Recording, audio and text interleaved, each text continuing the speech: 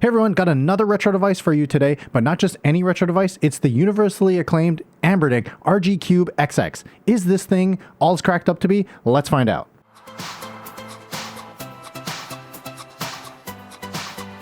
Alright, before we get into everything, let me just say that I was already negatively biased towards the CubeXX before even handling this device. So let me explain that. After being lucky enough to review a number of these retro devices, I started to develop this stigma, let's say, towards these smaller 3.5-inch display devices.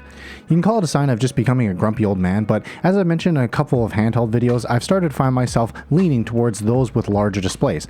So for the retro handhelds, I find myself liking the 5.5-inch display as a kind of preferred standard, like on the 556. Now with that out of the way, I can say that I'm pleasantly surprised with the CubeXX. I finally get this 1:1 or 4:3 aspect ratio, especially with this 4-inch display. And while there is an obvious elephant in the room with the number of devices that are being pumped out, I'll have to save that for my conclusion of this video.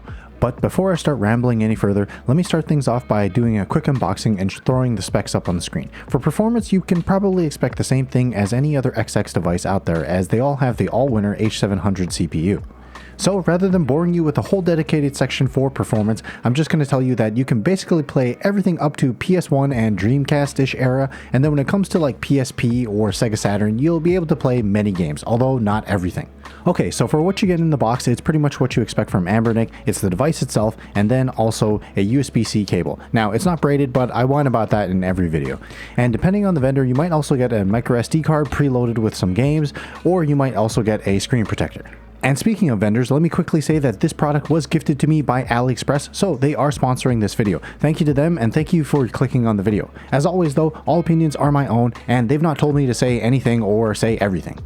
And now with the boring stuff out of the way, I'm going to tell you what I like about this device, and what pleasantly surprised me. First, it actually has to be the RGB around the sticks. Now, I'm not a shill for RGB anymore, but I do think that they are pleasant to look at. That and the floating D-pad has actually really grown on me, despite being a person who grew up with a cross-shaped D-pad. I found that this was actually way more comfortable than it looked from first glance. Now, I'm not going to do any contra tests because I suck at that game and most video games, but realistically I didn't find any wobble in the D-pad, which is really helpful for not missing any inputs. And as a person who would primarily use this kind of device for retro fighting games, I found it quite comfortable. And while we're on the topic of input, I found the triggers in the back quite comfortable, even though they probably are linear. The last two things that I like about this device are, firstly, ergonomics. I found this quite comfortable in the hands, and I didn't cramp up like I usually do with vertical handhelds. And the last thing has to be this display. This 1:1 720p IPS display honestly surprised me. I did not find myself liking this when I looked at the product previews. Now this last point is obviously going to be a preferential thing, but for the performance of this device, I feel like this 1:1 aspect ratio, which you can set to 4:3 for certain games and 8:7 for other games, works really well even if you're not using one of those overlays that are built into RetroArch. And real quick, before we get into my dislikes, I know that there is the RG Cube out there, and I've not had personal experience with that device. I do also know that that has the more powerful Unisoc T820 and has reversed D-pad and stick placement, which makes sense if you're going to play something that is a bit more demanding. So all I'll say about that comparison is that if you want something to be able to play PS2 and GameCube and that kind of stuff, this is probably not the device for you, and you probably want to check out the Cube instead. Alright, well I can't sing praise about this device all day long, and so I must have something bad to say about it, right? Actually, I don't have much to nitpick about this, surprisingly, even though I nitpick all the time on this channel. Yeah, okay, there is one problem with this device, and that is, even though I like the ergonomics, there's this kind of edge at the back of it, which doesn't feel all that comfortable because it kind of grinds into your fingers. I would have preferred this kind of soft touch, whatever this fabric is or material, just like they have on the 35XXH, but you could definitely argue that over time and stuffing that into your pocket is going to wear down that material. So yeah. Other than that, I don't actually have any problems with this device, except that there is that elephant in the room that I mentioned earlier, which I would address, and that is the fact that there are so many of these XX devices out there, and they all have the same performance with the same processor. Now this is more of a commentary on the XX devices specifically, and I guess retro handhelds as a whole, but you could definitely argue that if you have one of these devices already, you don't need to run out and get this CubeXX.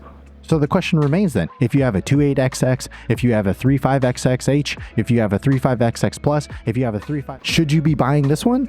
I'm inclined to say no. But if you're going to take the other side of the coin, you could say that maybe you should buy it. Let me play devil's advocate for a second here. In comparison to other device companies that produce many SKUs over a year, which will remain nameless, these devices are a little bit lower cost than those handheld PCs that I typically use as my daily drivers. And so you can make an argument that if you're spending 50, 60, or even 70 bucks here and there, that it's not going to break the bank.